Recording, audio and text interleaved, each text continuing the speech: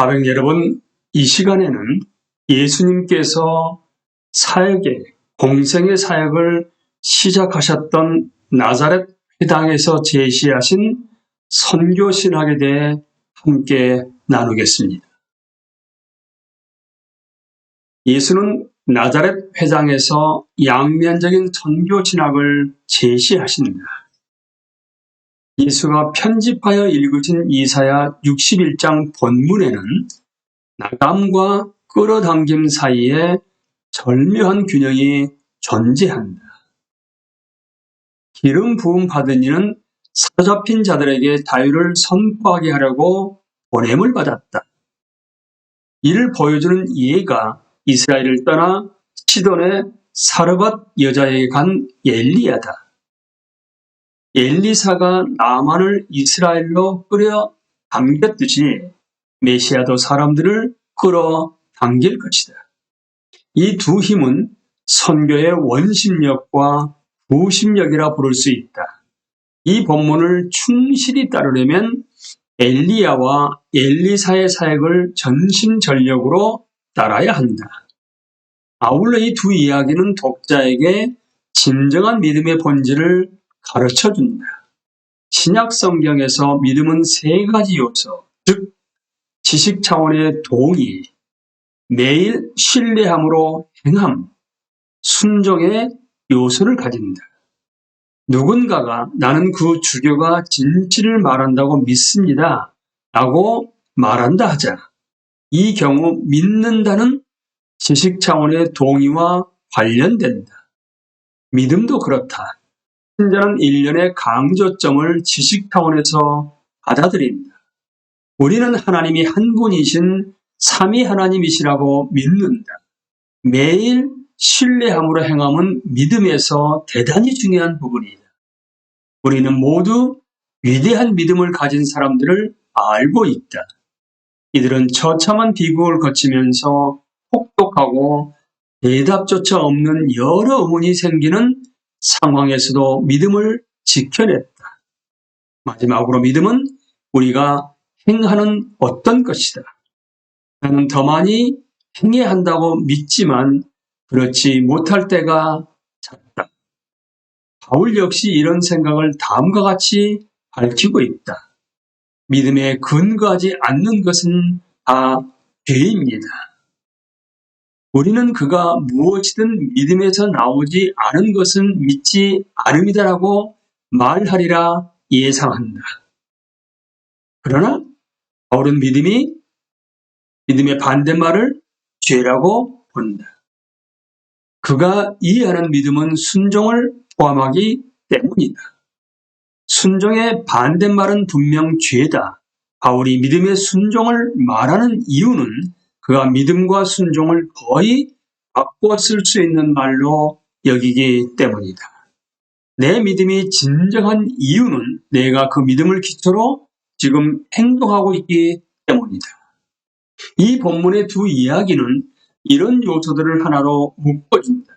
사르밧 과부는 이 예언자가 지금 말도 안 되는 소리를 하고 있네. 여기는 바알 땅인데 당신의 신인 야훼가 나를 어떻게 도와준단 말이요? 라고 하지 않았다. 이런 말을 했다면 그것은 믿음의 한 요소인 지식 차원의 동의를 거부하게 될 것이다.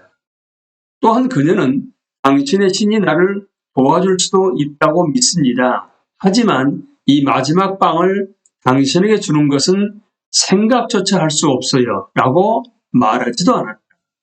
그렇게 말했다면 지식 차원에서는 동의했을지라도 신뢰함으로 행하고 순종함은 거부하게 될 것이다. 대신 과부는 야훼가 바알 땅에서도 능력을 갖고 계심을 인정한다.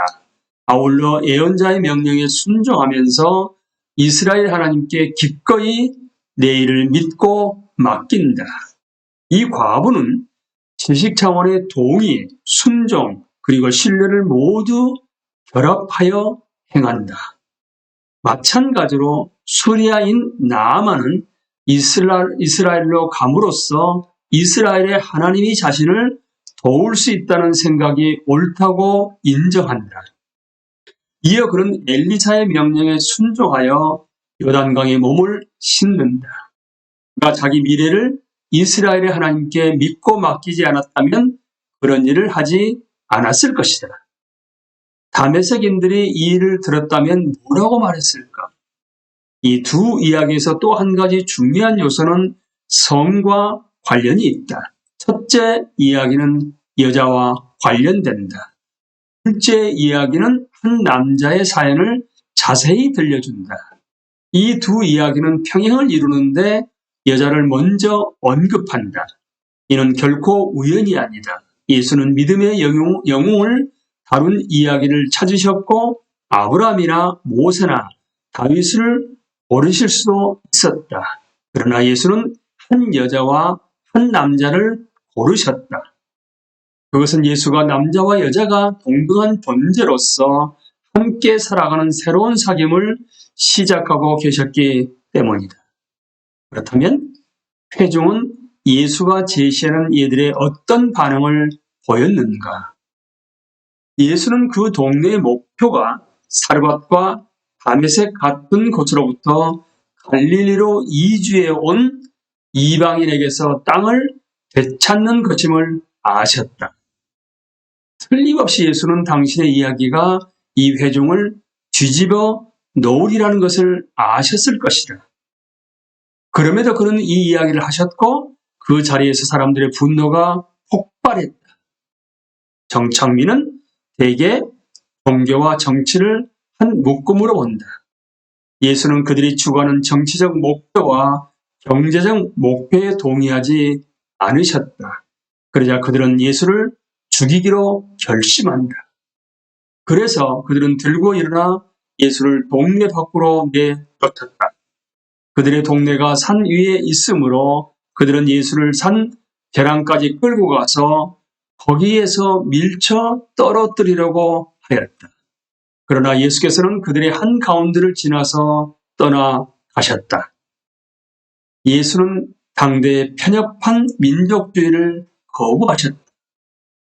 심판의 본문은 은혜의 메시지로 바뀌었고 그의 메시지를 들은 이들은 경노했다. 납비 전승은 하나님을 모독한 자를 돌로 쳐 죽이라고 규정했다. 예수를 독립한 언덕으로 데려가 죽이려고 한 것도 그 때문이었다. 이건 역시 규칙에 따른 것이었다. 이 죄인은 절벽에서 떨어뜨려야 했다. 예수는 오셔서 당신 메시지를 선포하셨다.